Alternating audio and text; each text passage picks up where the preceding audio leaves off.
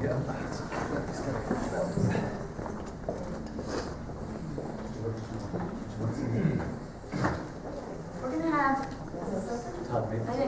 gonna have a quick Q&A with Frannie. So if anybody wants to ask any questions, you can go ahead and do so. Frannie?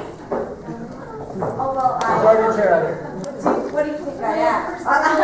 We have personalities. All right.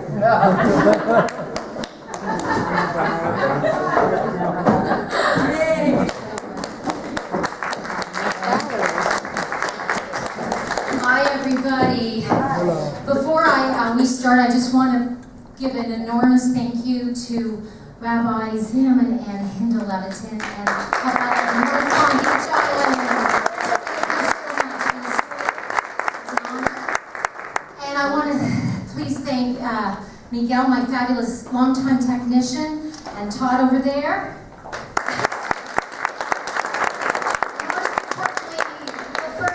Israeli husband. Yeah.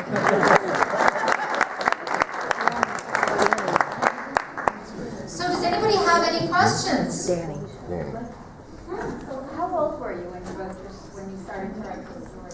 Okay, so the question is, how old was I when I started to write this story? As a drama, like as a dramatic play, in 1995, so you have to guess how old I was, but and 1995 was the first time, and in Vancouver, Canada, when I had a very rough first draft, yes. Yeah. And then my second question is regarding your uncle, because you said everyone had come back to you and found you as a result, but I'm wondering, for your uncle, why there were no connections? My uncle did come and visit us for a while when I was a little girl, but my father and he had a fight, and I found out later from my uncle that, my dad actually forbade him from coming again because my dad was getting more and more worried that my mother wanted to be Jewish again. To practice Judaism. And they had a big falling out, and so just not to create any more, craziness in the family, he kept his distance. Your parents did divorce? Oh, my parents did divorce, yes. And my father did move back to Vienna. Yes. Go ahead. Oh, sorry. Yeah, you. Me? Yeah. Oh, okay. Do you perform throughout the United States and Canada? I have various. The first version of this show is called The Waltonsteins, and I performed that quite a lot. Yes, in both countries. And I performed this show in Montreal last year, but so yeah, we'll hopefully do more. Yes. I did very, very well, and I think it was great. Thank you so much. Just 1 second, I'm going to get to you. I promise. Go right ahead. Well, your parents were describing you were describing their experience of encountering anti-Semitism right after the war. What was your experience in Canada and then in the United States in terms of anti-Semitism, in terms of the way you were treated once you... I actually personally only had one bizarre experience when I was in my 20s living in Toronto, and I think it's somebody who just was wearing a Mogen David with a slash through it on the subway, and I was actually confused as to what it meant, so I asked him, and he became very irate. And I was very intuitive, and I went into sort of like shock and went home, and I remember I was cooking some soup, and all of a sudden I realized that my bracelet was very hot because I had been kind of numb. So I really, I have to say, I've been very lucky, but we were undercover, so how did we know, you know what I mean? I went to Catholic school, and it wasn't like we were, being openly Jewish. So I wasn't, out as a Jew at that time. Does that answer your question? Okay, yes, please. How old were you guys when your mother passed away? How old were we when my mother passed away? Well, no, actually, I was in university at that time, and my mother was, she died very young at 68. And how old were you guys? Oh, you still want to know my age? I'm not 14.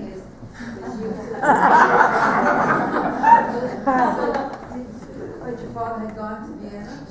My dad, So who did you live with? well, I was actually in university already. I did go to, I was And 15. you were the youngest? No, I have a little brother.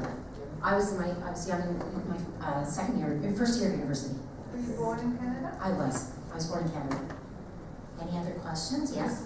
Did you develop any friendships, and do you still maintain any of the friendships from the Catholic youth? I did, yeah, and you know, it's interesting because it's tricky having, you know, I have a friend from boarding school. I actually went to an Anglican boarding school. And people are, you know, they're a little bit, I had a friend come to see my show in Miami, and it's uncomfortable for many of those. They don't really understand. It's not, people have good hearts. You know who I find really does understand, and my show's been produced numerous times by, believe it or not, the Catholic faction working together with the Jewish faction, and has created a real, you know, palette for healing amongst those communities in a big way. And I've met some incredible, like really progressive priests. I mean, unbelievable. So, but people, I think, are scared of a lot of the darkness that's associated with this. Hi, Frannie. Hi. Can you talk a little bit about the duality of living these two separate lives, being that child who knew that you were Jewish, accommodating your father, growing up, being Catholic, and then embracing who you are, and what that process has been like for you, having to go through the drama and the trauma to get to where you are now, this integrated person who's done all this work? Sure, Panina, absolutely. And this is, my first show, The Waltonsteins, had a lot more of that in it, but it became kind of like doing a therapy session on stage too much. So I'll answer it I'll encapsulate it. But, and I didn't feel it was necessary because it's more about the story of the family. But just to answer your question, you know, I was very, well, you can tell how together I am now. But no, but I was really, I had an, you know, you might find it hard to believe coming from my family, but I had an anxiety disorder. And I didn't know what the name was. I just knew that I was, you know, and I majored in theater at universities. And when you're an actor, you have to be supremely comfortable in your own skin. And that was completely the opposite to what I was. I would be, and then I go into this crippling anxiety, and I didn't know why. And so that was very, very difficult. And yeah, I'd be lucid and fine, and you know, it went on and on and on. So it was very much like this. People had high hopes for me, and then I'd do that. I didn't know why I would get into such, because I inherited my father's post-traumatic stress disorder, essentially. There was no name for it then. It didn't have a name until after Vietnam. And, you know, and my dad, of course, was not one to seek help and to, you know, trust anybody. So I inherited that stuff, and it became systemic. And I just, my process was just, my particular process was I was terrified of anything to do with psychotropic drugs. I don't have any judgment. It's just because my brother was diagnosed, and it was just not a journey that I wanted to be around medication. So I just continued to perform, and I toured as a stand-up comic, and it just, the more that I did it, the more that the layers came off, and you know, and that was it, just performing, and being, you know, revealing more of my truths on stage. And also I had some fabulous therapists, I have to say, who were, I mean, remarkable. I had a therapist in Vancouver actually produced my show. You know, yeah, I mean, really terrific healers, you know, and great people. And the more I did it, it was so massively healing when I did the show, and I was able to reconnect with my relatives, and how my father validated me with that letter really is the feather in my cap, as I see it, in terms of my work. And so I started to feel normal, you know, so it was like pieces, you know. Yes? What prompted your father to move back to Europe when he was running away from it? And especially today, I mean, obviously it's years ago, but just last week there was a story in Hungary, the neo-Nazis that protested. So I think a colleague of mine, Chabad Rabbi, he tried to get away from the protest. He took a taxi cab to get back to his house. He gets to his house, and the cab driver tells him, "I don't want your money from the Jew." Oh, Lord. So what prompted him to go back to? Well, it's a great question, Rabbi Levitin asked. What prompted my father to move back to Vienna? Like, well, one thing on a sort of Like, you know how New Yorkers, there's no other place that's ever as good as New York? Kind of the Viennese, I find that. Is that right, Jonah? that Vienna, there's no place, like New Yorkers, there's no place that's as good as New York ever. And for Viennese, I think there's a similar feeling. No place is ever as good as Vienna. Oh, okay. Well, just that, you know, that, okay, just to get the feeling. And so there was that with my dad. He really did love. Okay, Vienna, you know, there's no place as good as Vienna in terms of the good part. I don't think Joey Jonah can. is from Poland. Oh. Wrong guy. Annie, you're from Vienna.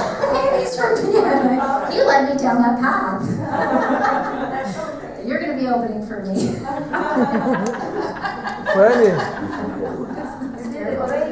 Oh, thank you, Annie. Oh, thank you so Frannie, much. Well, but, he also tried to find his parents too. He went to Well, Vienna yes. because he kept looking. He thought that Yes. he will find them somewhere. He didn't my believe husband's that. totally correct, Yeah. and I was still, and you're right, Danny, and I was gonna do a part 2 to this. This was just the precursor to my diatribe. Okay, but so the thing is, yeah, my father never got over survival guilt, and he always